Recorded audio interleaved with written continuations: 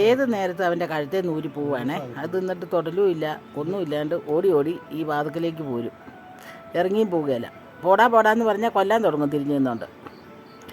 ഇനിയും പിടിച്ച് കിട്ടുക. അതിന് ആ ബെൽറ്റ് ലൂസായ കാരണം അതിൻ്റെ കഴുത്തേ നിന്ന് ഊരി ഊരി പോന്നാണേ. എടാ ഇനി നീ ഊരുവോ ചവിട്ടി പിടിച്ച്?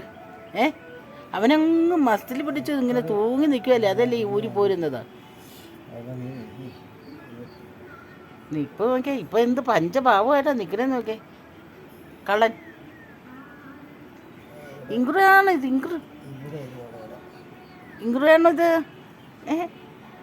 മിണ്ടിപ്പോയ ഉടനെ ഇങ്ങോട്ട് പോരും. വേണ്ട പോലെ വേണ്ട പോയി.